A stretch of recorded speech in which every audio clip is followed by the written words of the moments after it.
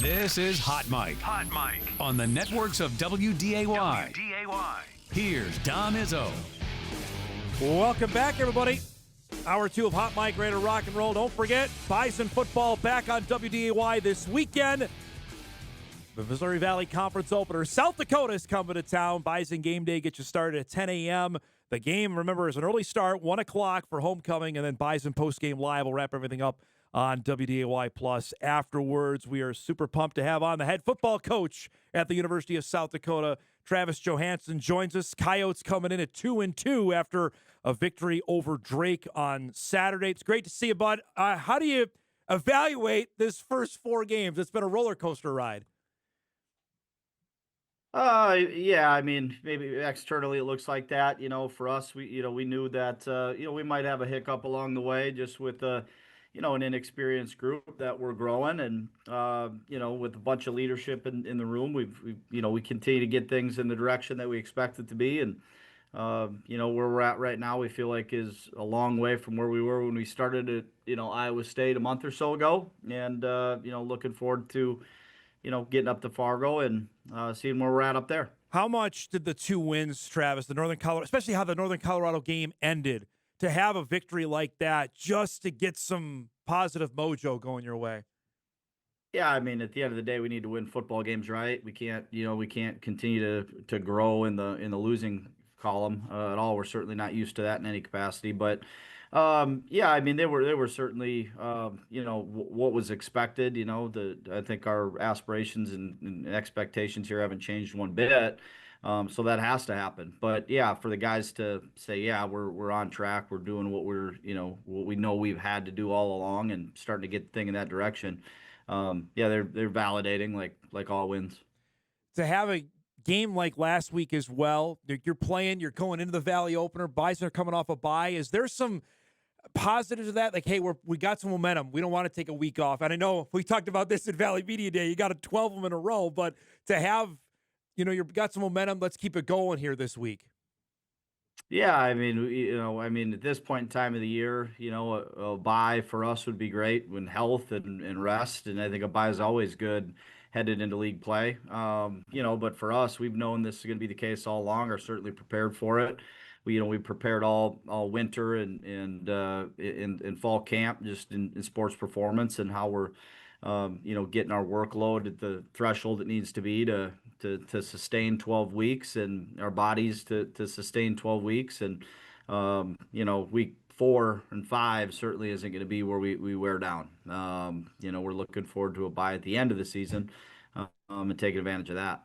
You've been up here a couple times. Tell me about the challenge of coming up here and why you guys have had success. Obviously winning a couple years ago. What is it that takes to come up to Fargo and win a football game? Yeah, I mean, it's a place, that's what makes the Missouri Valley special is, you go into every building and it's all got a little bit different feel and a little bit different energy. And, the Fargo Dome obviously is a place that when it gets cranked up is a tough place for teams to operate. Luckily we've had experience up there and positive experience. You don't want that crowd to get too crazy. It can make your offense, you have to work through stuff they don't usually have to, but luckily we've had a little bit of success. And I think it's, for us, it's, how you win every football game. It's not, I think exclusive to the Fargo Dome how you win, but if you're not successful, you've got a lot of respect for that building and the people and the fan base and what they can do. And I think that's why obviously you see the record that it's been up there. And I think it's the same way a lot in the Dakota Dome and the same way at State. And the good teams have really strong records at home, and it's because of the environments, I think. To have a quarterback going to play his 3rd time regular season matchup with NDSU, 4th overall, what kind of comfortability is that with your quarterback knows full well the program that he's facing this weekend? Yeah, I mean, I think if you've never been part of environments that can make you get into your silent cadences and all of those sort of things, you're going to have to communicate, a little bit differently. And having gone through that and been successful, certainly gives us confidence that that's a box we don't have to necessarily overcheck during the week. But it's one piece to the puzzle, right? Like, there's some offensive linemen that haven't been a part of that, and a couple of receivers that haven't been a part of that. So, yeah, we'll still focus on it, in our game week. But yeah, if the quarterback position, if you're not ready for it, it can certainly derail your psyche. Tell me about Aiden's performance so far in 2025, Travis. What have you seen through the first 4 games?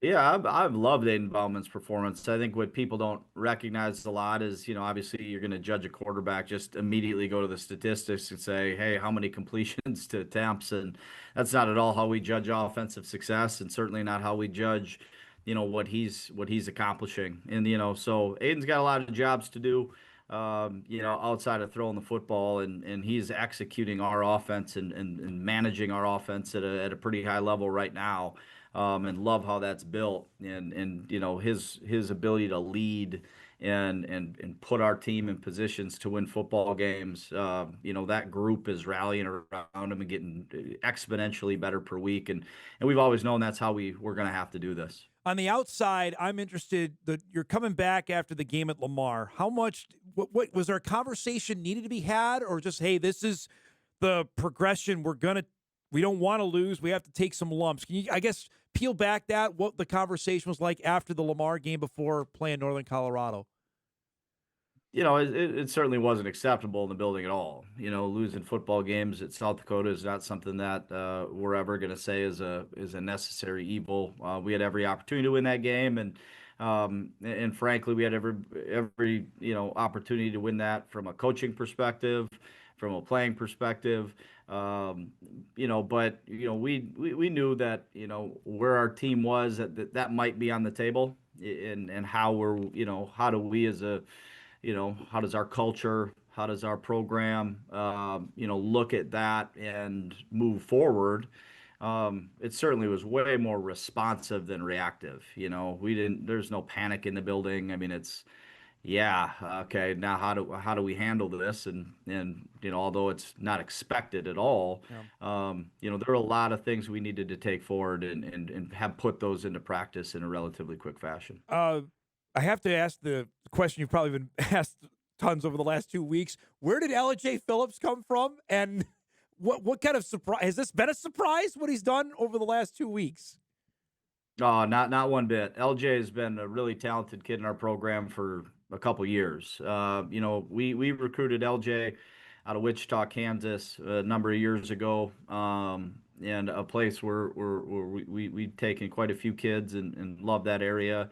And LJ had torn his ACL in high school, and he was so talented. We didn't flinch about that. He's such a great human being.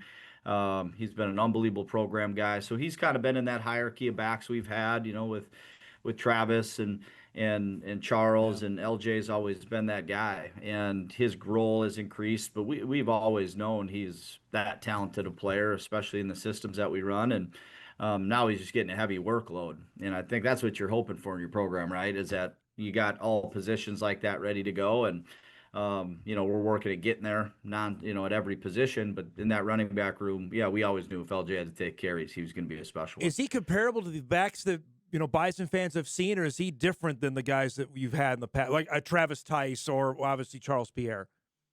He's somewhere in between. He's a big back. He's got great vision.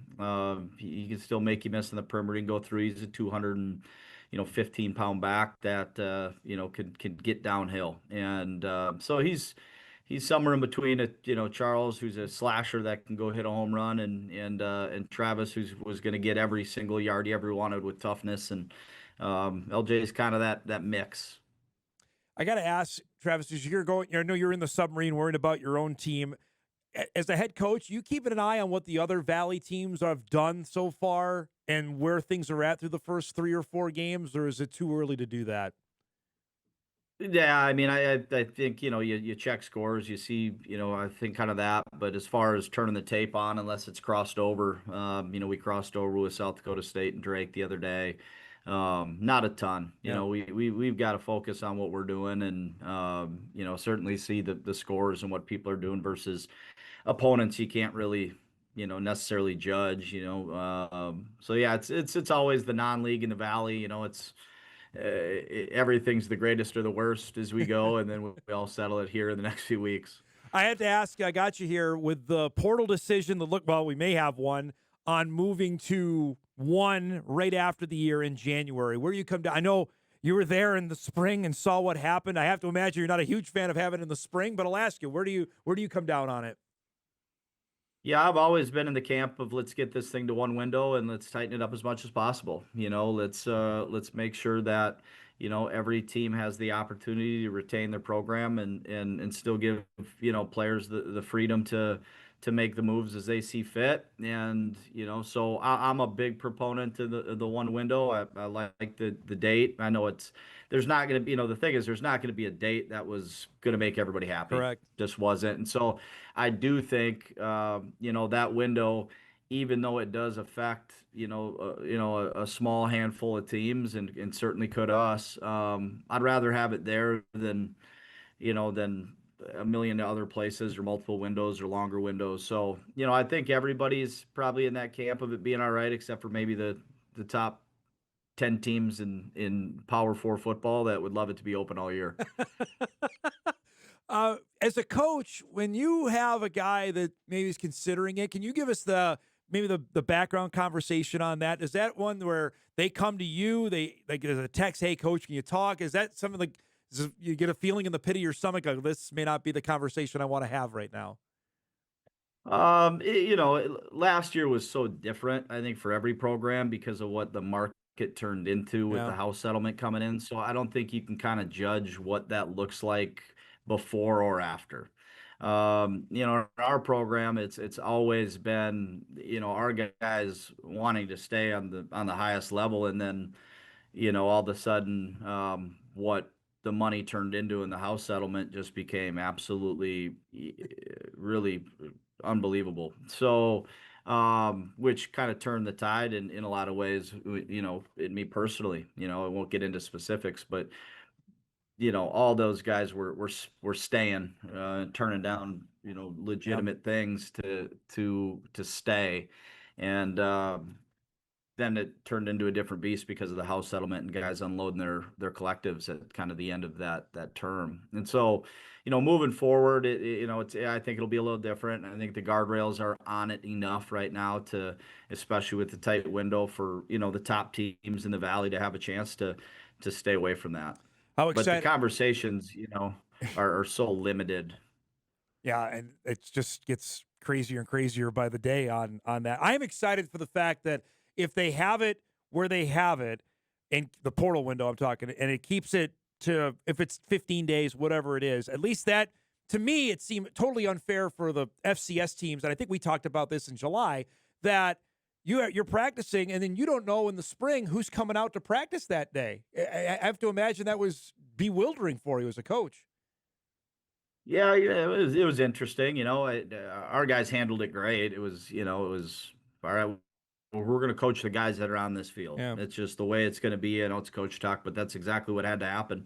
Yeah, when you don't have, I think everybody's in the position of like your full team isn't together. What are you really developing, right? And you don't want to waste time, and players don't want to waste time being developed if they're headed somewhere else or vice versa.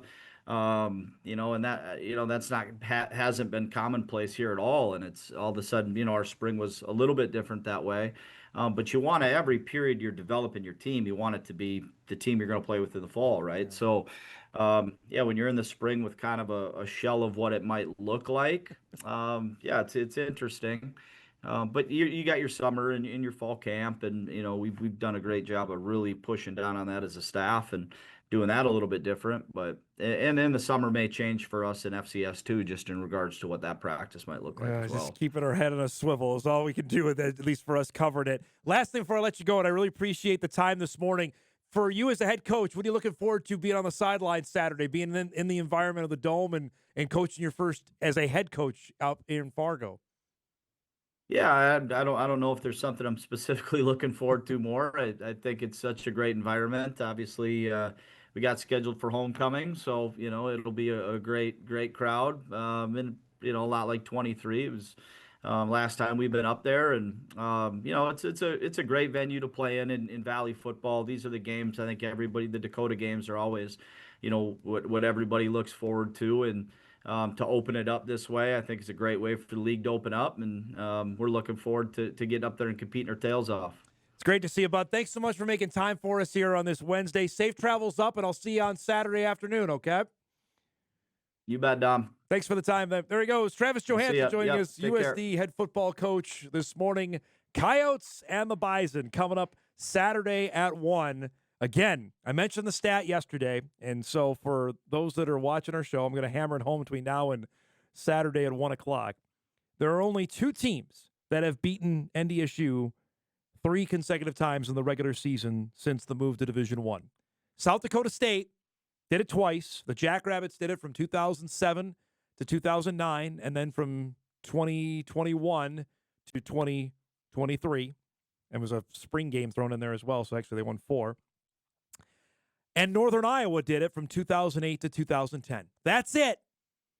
In the Division I era, that's it. South Dakota has a chance to join that company if they're able to win on Saturday.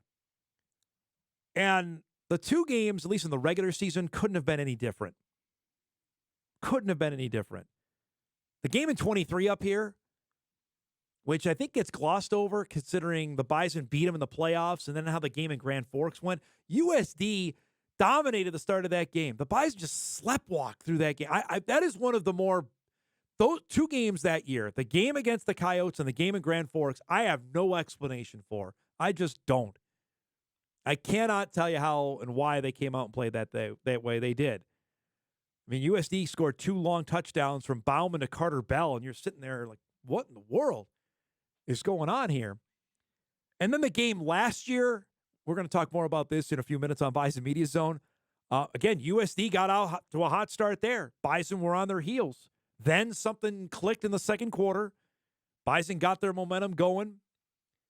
We know all about the 20-play, 98-yard drive, put the hammer down, put them up by 11, and then Coyotes caught lightning in a bottle and won the game.